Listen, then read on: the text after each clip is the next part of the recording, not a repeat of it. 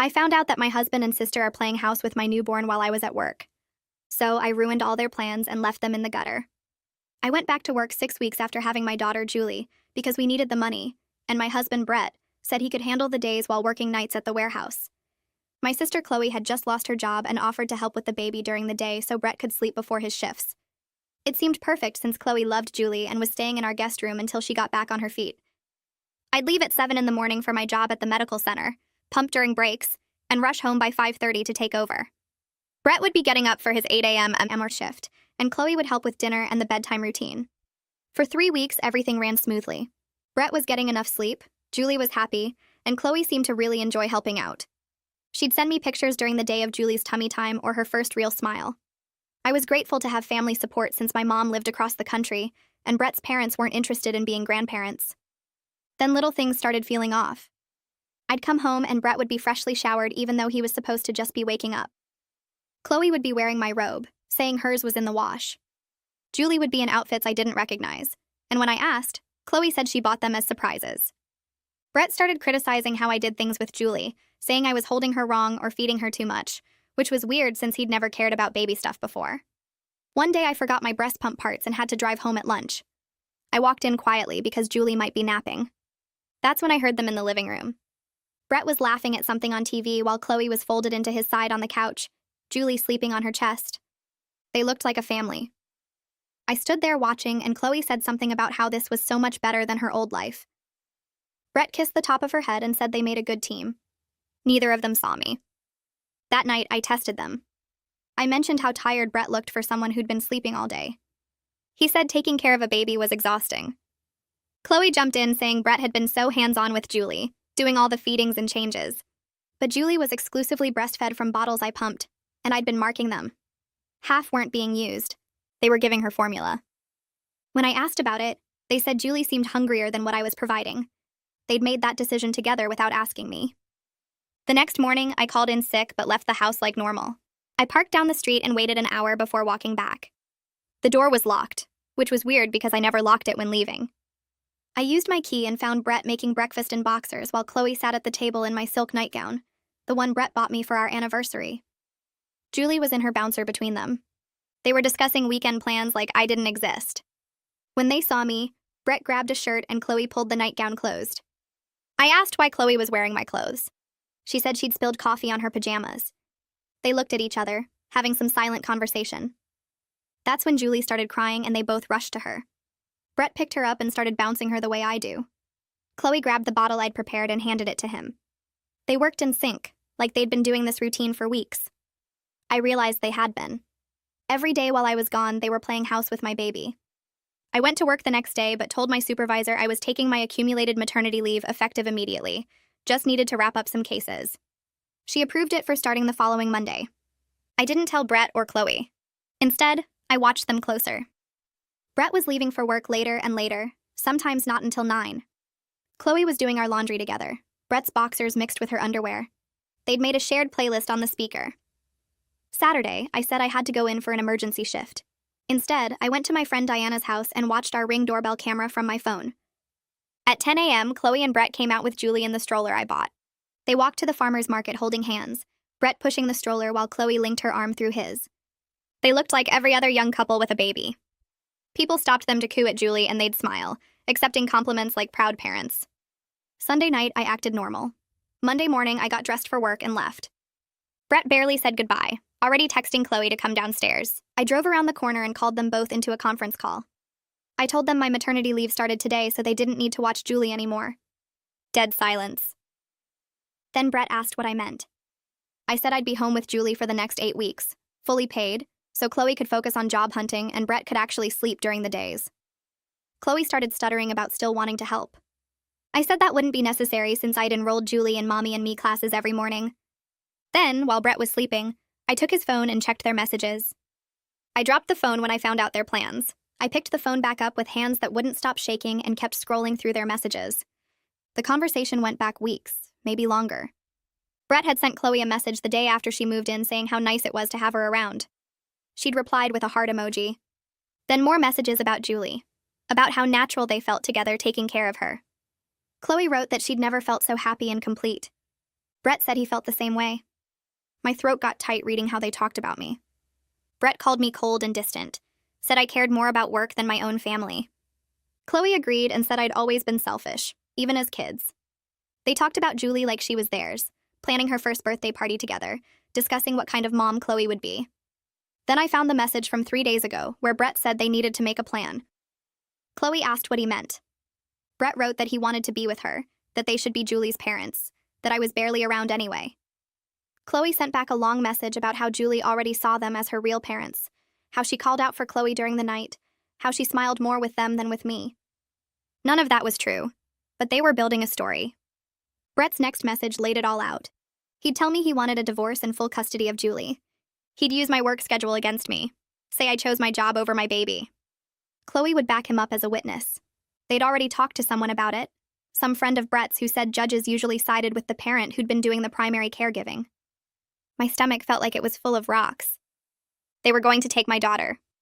I started taking screenshots of everything, my hands moving fast even though they were shaking. Every message, every plan, every lie they'd told about me. I opened Brett's email on his phone and sent all the screenshots to my own email address. Then I forwarded them again to my personal cloud storage and my work email. I wanted copies everywhere, so he couldn't delete them or claim his phone got wiped. The emails showed as sent from his account, so he'd know exactly what I'd found, and that I had proof. I looked over at Brett still sleeping in our bed, snoring softly like he didn't have a care in the world. This man I'd been married to for 4 years, who I'd trusted with everything, who I'd made a baby with. He was planning to destroy me and steal our daughter. I wanted to scream at him or hit him with something, but instead I put his phone back on the nightstand exactly where he'd left it. I went downstairs and found them both on the couch where I'd left them. Julie was still sleeping on Chloe's chest. Brett must have come down while I was upstairs because he was sitting next to Chloe now, their bodies pressed together.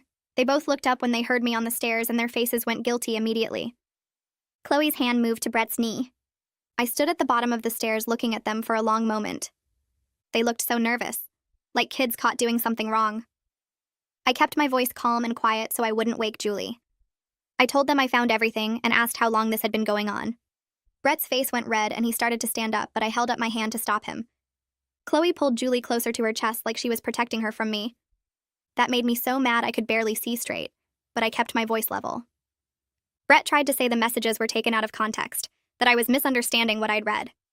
His voice had that fake, reasonable tone he used when he was lying. I just stared at him and waited.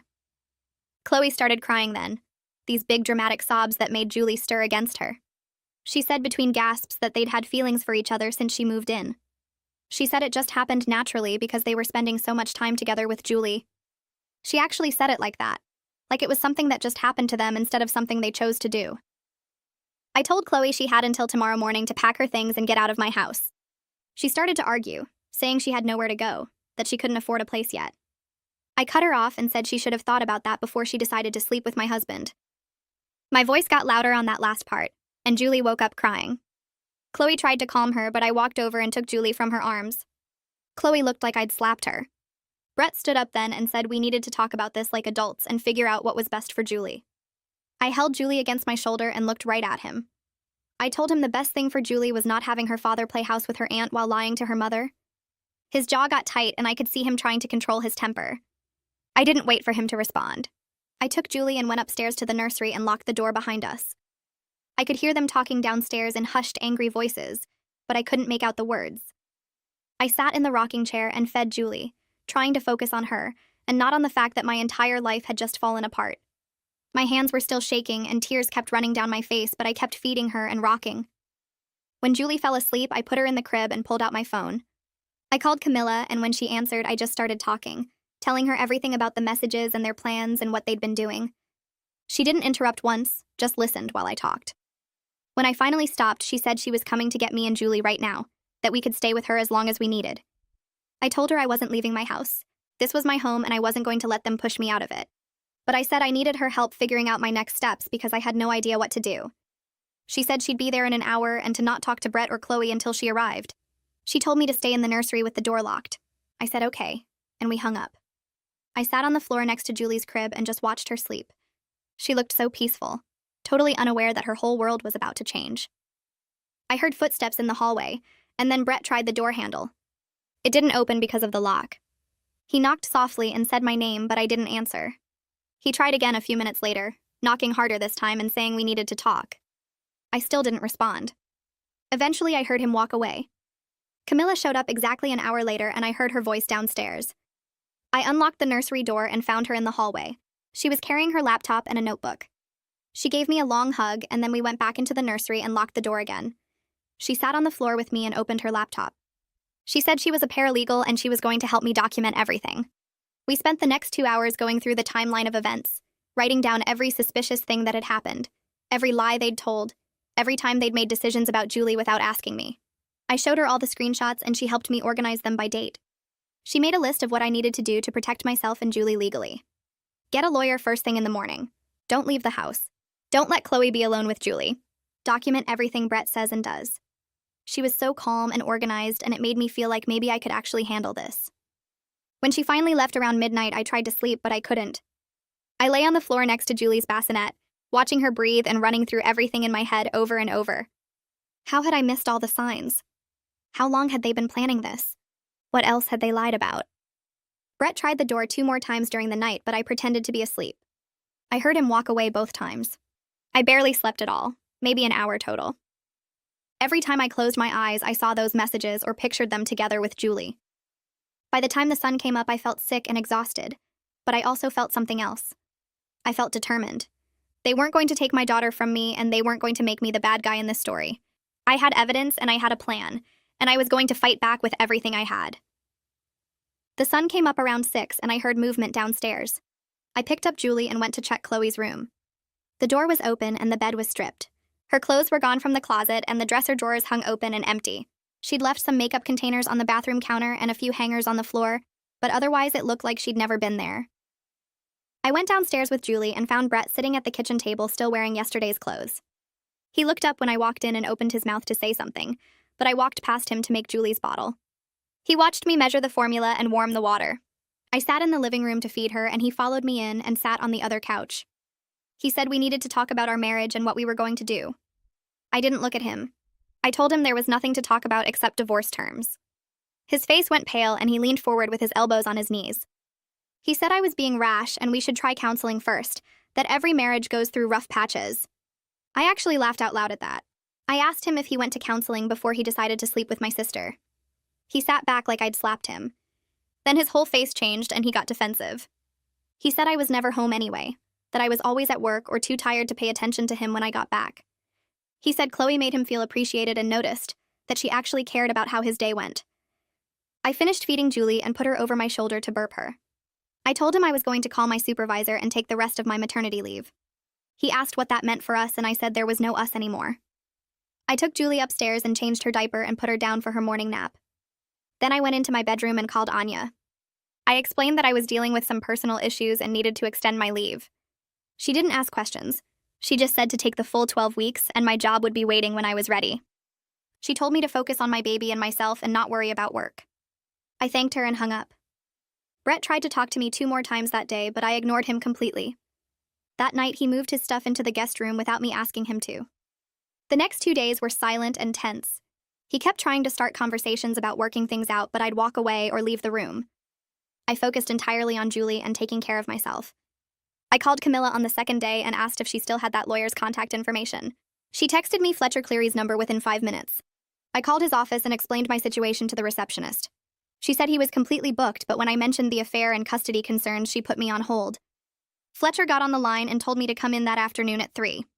I packed up all the screenshots and printed out the text messages. I made a timeline of everything that had happened and put together the photos from the Ring camera.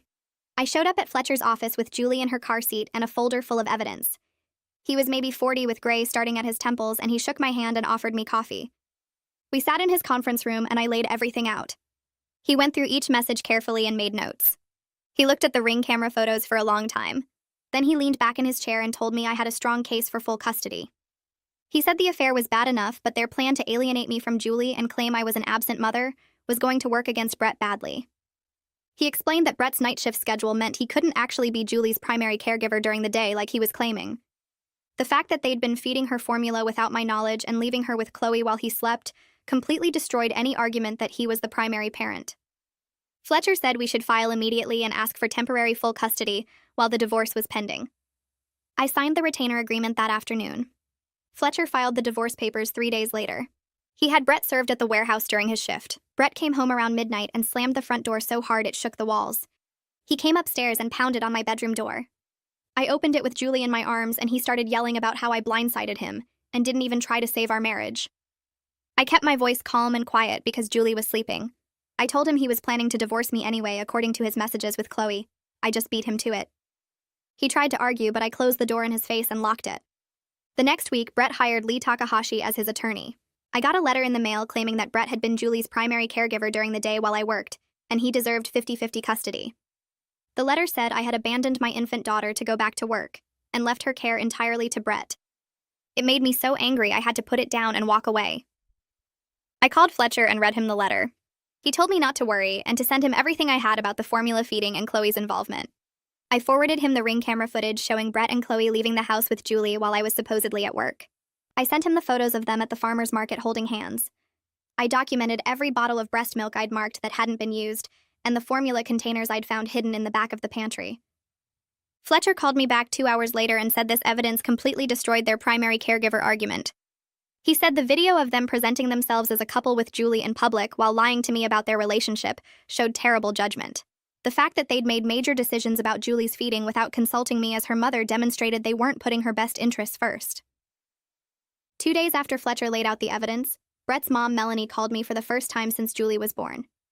Her voice came through the phone all sweet and concerned, asking how I was doing and saying she'd heard Brett and I were having some trouble. I stayed quiet and let her talk. She went on about how families need to stick together, especially when there's a baby involved, and how Julie deserves to have both her parents in the same house. I waited until she finished her whole speech before I responded. I told her she didn't give a single thought to Julie being her granddaughter until Brett needed someone to make him look good in court. She started to argue, but I cut her off and said if she actually cared about Julie, she would have shown up in the last 3 months instead of now when her son was facing consequences. She got quiet and then tried a different approach, saying Brett made a mistake but he loves Julie and I shouldn't keep them apart. I reminded her that Brett was planning to keep Julie from me permanently with Chloe, so her concern seemed pretty selective. She hung up on me after that. The next morning my phone rang again and this time it was Chloe. I almost didn't answer, but something made me pick up. She was crying so hard I could barely understand her at first. She kept saying she was so sorry, and she never meant to hurt me, and she didn't know how things got so messed up. I sat there listening to her sob and apologize, talking about how she realizes now what she did was terrible, and she wishes she could take it all back. She said she was staying with a friend across town and she missed Julie and she missed me. Part of me wanted to scream at her, to tell her exactly what I thought about her sleeping with my husband and trying to steal my baby. But I didn't say anything at all. I just hung up the phone and blocked her number. I didn't owe her forgiveness or closure or anything else. I called my mom that afternoon and told her everything that had happened, the affair, the messages, the custody battle, all of it. She was on a plane the next day. When I picked her up from the airport, she hugged me so tight I almost started crying for the first time since I found those messages. She was absolutely furious with both Brett and Chloe. On the drive home, she kept saying she couldn't believe her own daughter would do something like that, and how could Brett think he could get away with planning to take Julie from me? The minute we got to the house, she took over with Julie, so I could focus on getting ready for court. She did all the feedings I wasn't doing myself, handled the diaper changes, rocked Julie to sleep, and basically made sure I had time to meet with Fletcher and organize all my evidence. Having her there made everything feel slightly less impossible. A week later, I got a notice that the court was ordering us to try mediation before we could move forward with contested custody. Fletcher said this was standard procedure and I needed to go even though it probably wouldn't work. I agreed because I had to, but I already knew I wasn't going to compromise on Julie living with me full-time. Brett could have visits, but Julie's home was with me. The mediation happened in a conference room at the courthouse with a mediator named Mrs. Richardson, who looked about 60 and seemed tired before we even started. Lee sat next to Brett on one side of the table while Fletcher and I sat on the other. Mrs. Richardson explained the process and said she hoped we could reach an agreement that was best for Julie without having to go to trial. Then she asked Lee to present Brett's position. Lee started talking about how Brett had been Julie's daytime parent for the first 3 months of her life while I went back to work. He said Brett had been hands-on with all of Julie's care, feeding her, changing her, putting her down for naps, and he deserved equal parenting time because he'd proven he could handle it. I felt Fletcher shift in his seat next to me, and I knew he was ready. When Lee finished, Fletcher pulled out the folder with all my evidence. He explained that Brett was supposed to be sleeping during the day while working nights, and that my sister Chloe had actually been the one watching Julie. He showed the formula containers and the marked breast milk bottles that proved they'd been making feeding decisions without consulting me. Then he pointed out that if Brett was really Julie's primary daytime caregiver, he wouldn't have needed Chloe there at all. Lee looked annoyed but tried to argue that Chloe was just helping out as family support. Richardson held up her hand and turned to Brett directly. She asked him to explain his relationship with Chloe, and exactly how involved she was in Julie's daily care. Brett's face got red and he glanced at Lee before answering. He admitted that Chloe had helped with Julie, but he tried to make it sound minor, saying she was just supporting the family and being a good aunt. Mrs. Richardson asked if Chloe lived in our home, and Brett had to say yes. She asked if Chloe was present during the day while he was supposed to be sleeping, and again he had to say yes. Fletcher saw his opening and pulled out his phone. He'd loaded the Ring camera footage onto it, and he slid it across the table to Mrs. Richardson. The video showed Brett and Chloe leaving the house with Julie in the stroller, walking to the farmer's market holding hands and stopping to talk to people who clearly thought they were a couple with a baby. Brett's face went from red to almost purple. Lee looked completely frustrated and asked Brett why he hadn't disclosed this. Brett started stammering about how it wasn't what it looked like, but Fletcher cut in with the text messages. He'd printed out the ones where Brett and Chloe discussed their relationship and their plans to be together with Julie. Richardson read through them with her mouth pressed into a thin line. She asked if Brett and Chloe were romantically involved, and Brett finally admitted they were. She asked how long this had been going on, and Brett said about a month. I spoke up for the first time and said it had been going on since at least 3 weeks after Julie was born, based on the messages. Mrs. Richardson looked at me and asked what custody arrangement I was willing to agree to. I said Brett could have daytime visits, but I wasn't comfortable with overnight visits until Julie was older and fully weaned from breastfeeding. Brett exploded. He said I was being vindictive and using Julie as a weapon to punish him. He said I was trying to keep his daughter away from him just because I was mad about Chloe. I stayed calm and said he was the one who planned to keep Julie from me permanently, so he could handle supervised visits for a few months until we had a final custody order. Mrs. Richardson tried to get us to compromise, but I wouldn't budge on the overnight visits, and Brett wouldn't accept anything less than 50-50 custody. After 2 hours, she declared the mediation unsuccessful and said we'd have to let a judge decide. Fletcher filed for temporary full custody the next day. He argued that Julie was still very young and exclusively breastfed, that I was her primary parent and had been since birth, and that Brett's relationship with Chloe showed poor judgment when it came to Julie's care. The hearing for temporary custody happened a week later. The judge read through all the evidence, looked at the Ring camera footage, and reviewed the text messages. She asked Brett's attorney if he had any evidence that Brett had been Julie's primary caregiver, and Lee couldn't produce anything solid. The judge granted me temporary full custody pending the final hearing. She said Brett could have supervised daytime visits 3 times a week at my discretion, meaning I got to decide when and where they happened. Brett looked like someone had punched him in the stomach. When we left the courtroom, he followed me into the hallway and started yelling about how I was keeping his daughter from him. I turned around and looked him straight in the eye. I told him he was planning to keep Julie from me permanently according to his own messages, so he could deal with limited visits for a few months until the court made a final decision. He tried to argue, but Fletcher stepped between us and told Brett to communicate through his attorney from now on. I walked away with my mom waiting by the exit holding Julie's car seat, and for the first time since I found those messages, I felt like maybe I was going to be okay. The first visit happened 3 days later on a Wednesday afternoon. I spent the morning pumping extra milk and filling bottles, labeling each one with the date and time so I could track everything. My mom had flown back in the night before, and she sat at the kitchen table watching me organize the bottles in the fridge. Brett arrived at exactly 2 o'clock and knocked on the door even though he still had his key. My mom answered and stepped aside to let him in without saying anything. He looked terrible, like he hadn't slept in days, and he barely glanced at me before asking where Julie was. I brought her down from her nap and handed her to him along with a bottle. He took her awkwardly, holding her too stiffly, and sat on the couch while my mom positioned herself in the armchair across from him. I went upstairs to give them space, but I could hear everything through the baby monitor I'd left on. Julie fussed for the first 10 minutes, and Brett kept trying to bounce her too hard. My mom had to tell him twice to support her head better. He fed her the bottle I'd prepared and burped her when my mom reminded him, then just sat there scrolling through his phone while Julie dozed on his chest. The whole visit lasted 2 hours, and when I came back down, he handed Julie to me without making eye contact. My mom walked him to the door, and I heard her tell him his next visit was Friday at the same time.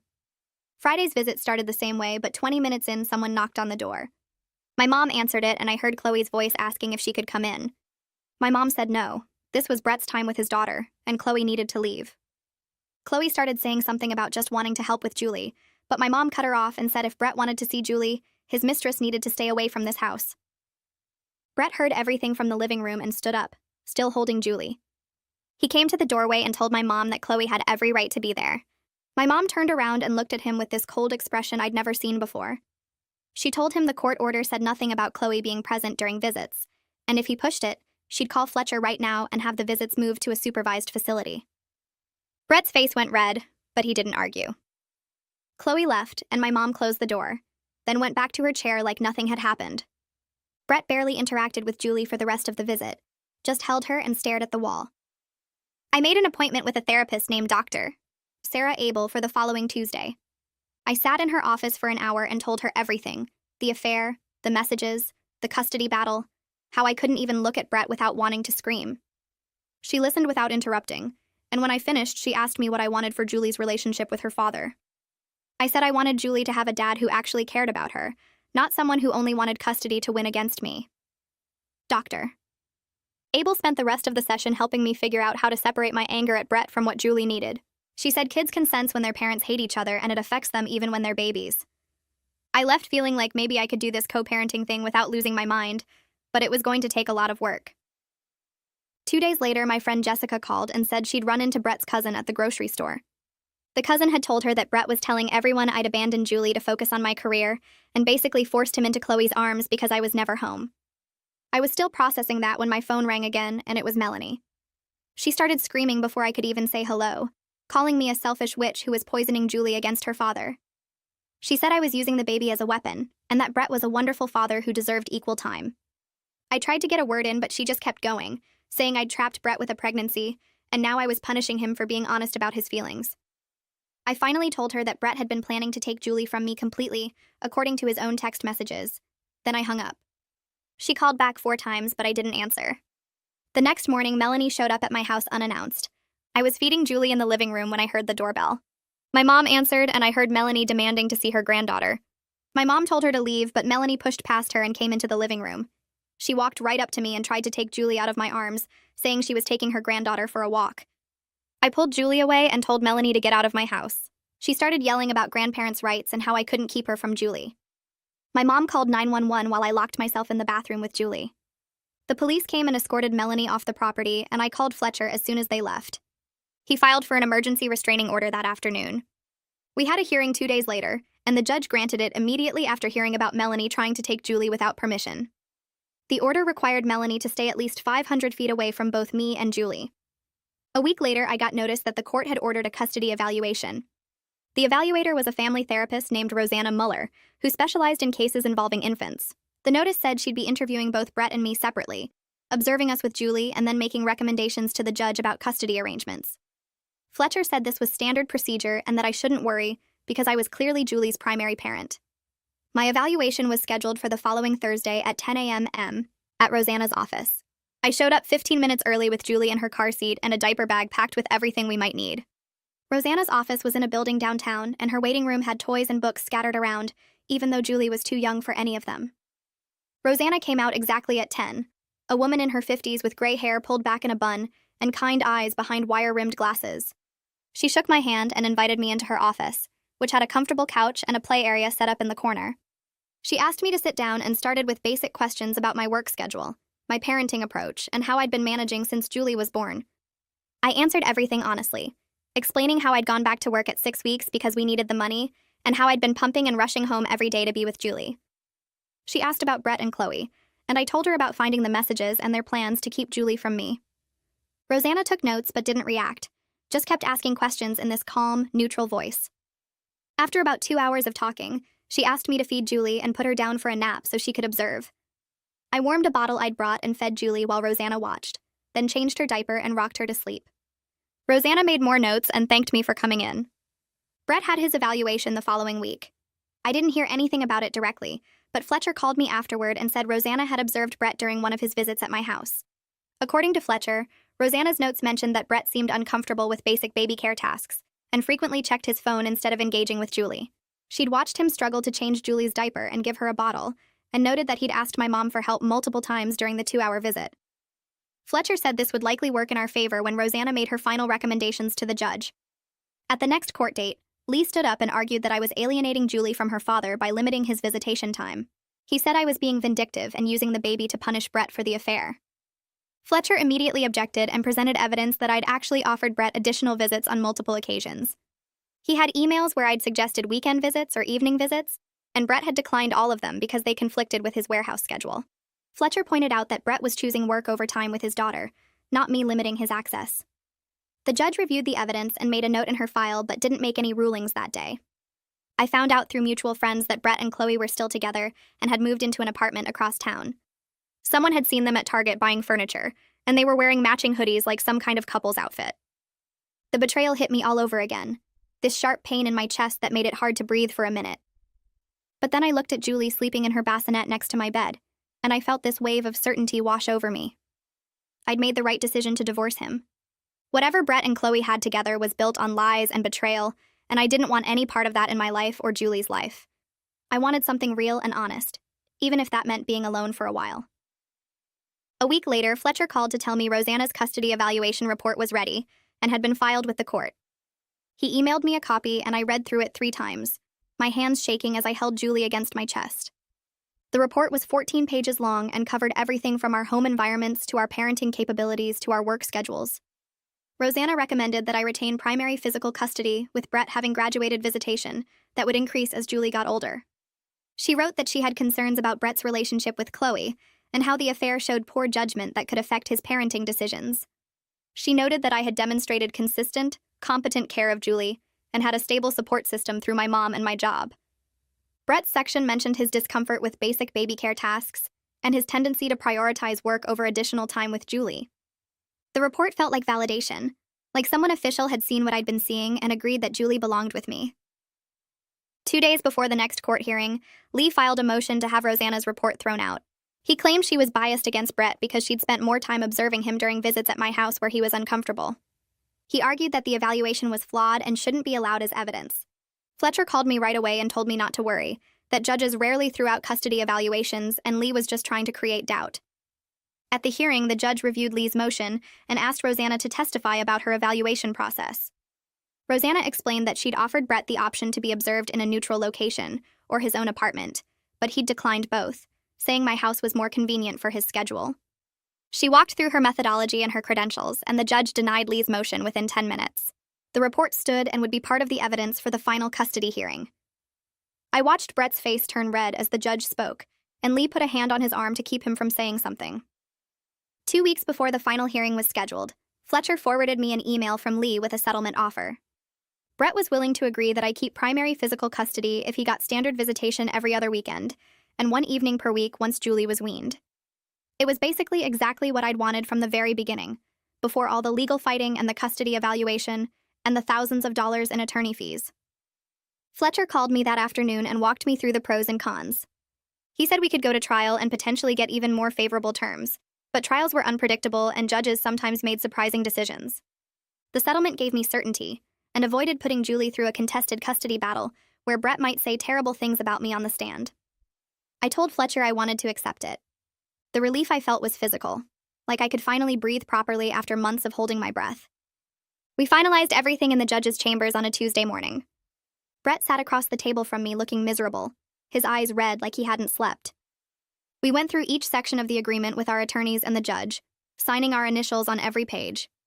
The judge made it very clear that if Brett violated the custody order, he would face serious consequences, including potential loss of visitation rights. Brett nodded and signed the final page, and then it was done. My marriage was over and Julie's custody was decided, and I had my life back. My mom stayed for another month after the divorce was finalized. She was incredible with Julie, taking over the night feedings so I could sleep and cooking meals I could freeze for later, and just being there when I needed to cry or vent or laugh about something ridiculous.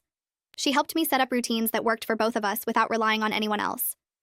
We created a schedule for Julie's naps and meals and playtime that I could manage on my own. She showed me how to prep bottles for the week and organize Julie's clothes by size and keep the house from becoming a disaster zone. When she finally flew home, I felt ready instead of scared. The weeks after my mom left were strange but good. I started sleeping better because Julie was sleeping better and I wasn't constantly stressed about court dates or Brett's next legal move. The betrayal still hurt when I let myself think about it, but I was thinking about it less and less. Julie was thriving, hitting all her milestones and smiling more and becoming this little person with her own personality. I had a clear path forward that didn't involve Brett's lies or Chloe's presence poisoning my home. I could make decisions about Julie without checking with anyone or worrying about being undermined. The house felt like mine again instead of a place I was trapped sharing with people who'd betrayed me. Brett's first official visitation weekend came on a Saturday morning. He showed up at exactly 9 o'clock like the custody agreement specified, which surprised me. My mom had flown back out for the weekend to supervise the handoff and make sure I was okay. I handed Julie over with her diaper bag and bottles and written instructions, even though Brett should have known her routine by now. Julie seemed fine with him, reaching for his face and babbling like she always did. He took her carefully and thanked me in this formal voice and left. I watched him buckle her into the car seat I'd bought specifically for his car and drive away. My mom made me tea and we sat on the couch and I cried a little bit. Not because I was sad, but because it felt like this huge chapter was really ending. When Brett brought Julie back Sunday evening, she was happy and clean and fed. He'd followed all my instructions and even sent me pictures during the weekend so I could see she was okay. It gave me hope that maybe we could make this co-parenting thing work eventually, that we could both put Julie first, even if we couldn't stand each other. That week, I blocked Chloe on my phone, on social media, on email, everywhere. I told my mom I didn't want to hear any updates about her, not where she was living or who she was dating or whether she felt bad about what she'd done. My mom respected that completely and stopped mentioning Chloe at all. It helped more than I expected, not having her name come up in conversation or seeing her face pop up online. I could start to heal from that particular betrayal without constant reminders. Work welcomed me back with so much understanding it made me emotional. Anya had held my position and actually gave me a slight schedule adjustment so I could drop Julie at daycare and still make it to work on time. She let me shift my hours to accommodate Brett's visitation schedule and pumping breaks. My coworkers had bought gifts for Julie and asked to see pictures and genuinely seemed happy I was back. It made balancing everything feel manageable instead of impossible, knowing I had support at work and not just judgment for being a single mom. A few weeks later, Camilla told me about a single parent support group that met at the community center twice a month on Tuesday evenings. I almost didn't go to the first meeting because leaving Julie with a babysitter felt wrong, but my mom convinced me I needed adult time with people who understood what I was going through. The group had about 12 people, mostly moms but a few dads too, and everyone's story was different, but somehow the same. One woman's husband left her when their twins were 3 months old. Another guy's wife had addiction problems and lost custody. A mom whose partner died in a car accident when her son was a baby. Hearing them talk about their struggles and how they managed made me realize I wasn't alone in this mess. When it was my turn to share, I gave the basic version about Brett and my sister, and everyone nodded like they'd heard worse. Nobody judged me for working or for the divorce or for any of it. After the meeting, 3 women came up and gave me their phone numbers, saying to call anytime I needed to talk or vent or just have another adult around. I drove home feeling lighter than I had in months, like maybe I was actually handling everything okay instead of just barely surviving. Around the same time, Julie started sleeping through the night consistently, going down at 7 and not waking until 5 or 6 in the morning. The first time it happened, I woke up at 3 in a panic thinking something was wrong, but she was just sleeping peacefully in her crib. After a week of full nights of sleep, my whole world changed. I had energy again. My brain worked properly. I could think clearly and make decisions without feeling like I was moving through mud. I started feeling genuinely happy when I woke up, instead of just grateful to have made it through another night.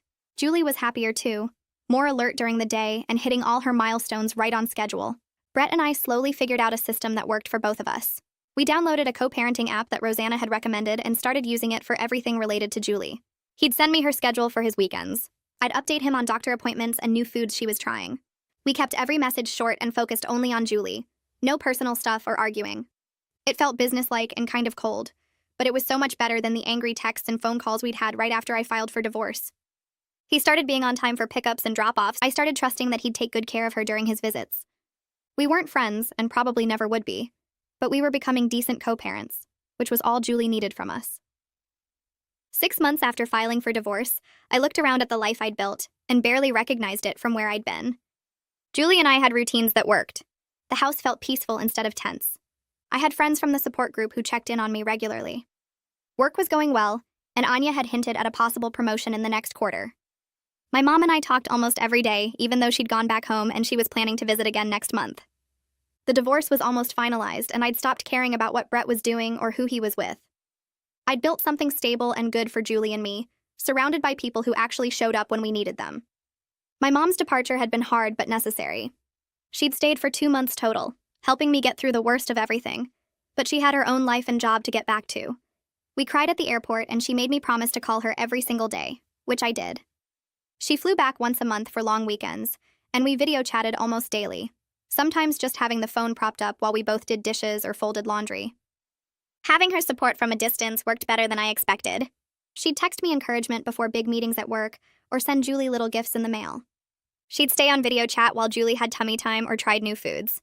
It made single parenthood feel less lonely knowing she was always just a phone call away, ready to listen or give advice or just be there. When Julie was 8 months old, Camilla convinced me to try a dating app. I wasn't looking for anything serious, just wanted to remember I was still a person outside of being Julie's mom. I went on a few coffee dates, nothing that went anywhere, but it felt good to have adult conversations about movies and books and normal life stuff, instead of just talking about diapers and sleep schedules. One guy, a teacher named Jake, I saw 3 times before we both agreed there wasn't a real connection, but we could be friends. Another guy ghosted me after I mentioned I had a baby, which was fine because I didn't want to be with someone who couldn't handle that anyway. The whole experience reminded me that I was still young and interesting, and had a life ahead of me beyond this divorce and betrayal. Then Brett texted me one evening asking if we could talk on the phone, which was weird because we only used the app. I called him back and he sounded tired and sad. He told me he and Chloe had broken up a few weeks ago. She'd been cheating on him with some guy she met at her new job. I felt this brief flash of vindication, like karma had finally caught up with her, but mostly I just felt sorry for Brett. He'd destroyed our family and lost his daughter's daily presence for someone who wasn't even faithful to him. I told him I was sorry he was going through that, and I meant it, because nobody deserves to be cheated on even if they're a cheater themselves. He thanked me for being nice about it, and we hung up. I realized later that I didn't feel angry or hurt anymore when I thought about them together. I'd moved past it completely. The best co-parenting moment we'd had happened a few weeks after that conversation. Julie had been pulling herself up on furniture for days, and during one of Brett's Saturday visits, she took her first real steps from the couch to the coffee table.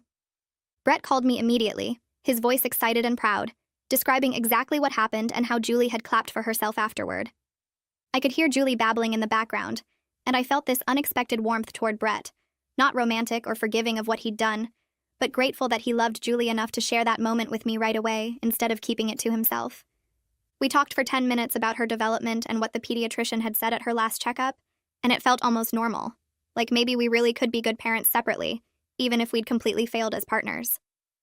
I refinanced the house in just my name using money my mom lent me to buy out Brett's half. The paperwork took forever and the bank required 1,000,000 documents, but finally I sat at the closing table and signed everything myself. Brett had already signed his portion, giving up his claim to the property. Walking out of that office with the house completely mine felt like closing the heaviest chapter of my life. No more shared mortgage, no more his name on anything, just me and Julie in our home that nobody could take from us. I drove home and walked through every room, seeing it differently now that it was truly mine. I started planning small changes, new paint in the living room, different furniture arrangement, making it feel like our space instead of the place where my marriage died. A year after I'd dropped Brett's phone and discovered their plans, I sat on my back porch after putting Julie to bed and realized I was genuinely happy. Not just okay or managing or surviving, but actually happy. Julie was thriving, hitting all her milestones and developing this funny little personality that made me laugh every day. Anya had promoted me to senior care coordinator with a significant raise, which meant I could afford the house payment comfortably and start saving for Julie's future. I had real friends from the support group who I saw regularly for coffee or play dates. My mom visited monthly and we talked constantly. Brett and I had figured out how to co-parent without drama. I'd even been on a few decent dates and was open to the possibility of eventually meeting someone, though I wasn't in any rush. The betrayal still existed in my past, but it didn't define my present anymore. I'd built something better than what I'd lost, something honest and stable and full of people who'd proven they deserved to be in our lives. A few months later, Brett showed up for his regular weekend pickup with a woman I'd never met standing next to him on my porch. She looked young, maybe mid-20s, with her hand resting on Brett's arm while Julie played with blocks on the living room floor behind me. Brett introduced her as his girlfriend and asked if she could come inside to meet Julie before they left for the weekend. I stepped aside and watched this woman kneel down next to my daughter, complimenting her blocks and asking what she was building. Julie showed her the tower she'd made, and the woman smiled genuinely, not trying too hard or acting fake. Brett stood there looking nervous, like he expected me to make a scene or tell them to leave. Instead, I just felt this odd curiosity about who she was and whether she knew the full story of how Brett's last relationship had imploded. I helped Julie pack her overnight bag and handed it to Brett at the door.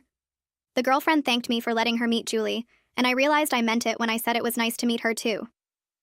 After they drove away, I went back inside and made myself coffee, surprised that I felt completely fine about the whole thing. No jealousy, no anger, just a mild interest in Brett's life that didn't touch me emotionally at all. That summer, I took Julie to the beach for a week with my mom and Camilla. We rented a small cottage right on the water and spent every morning letting Julie toddle around in the sand while waves rolled up to her feet. She'd squeal and run away from the water, then turn around and chase it back down the beach. My mom helped her build sandcastles with a plastic bucket and shovel, while Camilla and I sat on towels watching them work. Julie would fill the bucket with wet sand, dump it over, then smash the castle flat with both hands before starting over. We collected shells in a mesh bag, and Julie held each one up to show us before dropping it in. At lunch, we'd rinse her off under the outdoor shower, and she'd fight us the whole time, wanting to stay sandy and sticky with salt water. In the afternoon, she'd nap while we sat on the porch drinking iced tea and talking about everything except Brett and the divorce. Watching Julie splash in the shallow water with my mom holding her hands, I realized how much better our life had become since I'd left. We had peace. We had people who loved us honestly, and Julie was growing up surrounded by support instead of lies. Julie's second birthday party filled our backyard with people who'd shown up for us when everything fell apart. My mom flew in the week before and helped me decorate with streamers and balloons in Julie's favorite colors. Camilla brought a homemade cake shaped like a butterfly that made Julie clap her hands when she saw it. Friends from work came with their kids, and the single-parent support group sent 5 families who'd become close over the past year. Julie wore a pink dress my mom had bought her and ran around the yard showing everyone her new toys. Brett arrived exactly on time with a large wrapped present and his girlfriend, who'd asked if she could come. I told him it was fine and watched him play with Julie for 40 minutes, pushing her on the swing set and helping her open his gift, which was a wooden toy kitchen. He stayed for cake and sang happy birthday with everyone else, then left quietly without drama or tension. His girlfriend hugged me goodbye and thanked me for including them, which felt surprisingly normal. After they drove away, the party continued for another 2 hours with Julie opening presents and playing with the other kids while adults talked and laughed in small groups around the yard.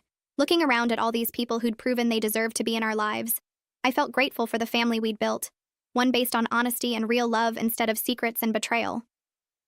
That night, I gave Julie a bath and washed frosting out of her hair while she played with foam letters that stuck to the tub walls.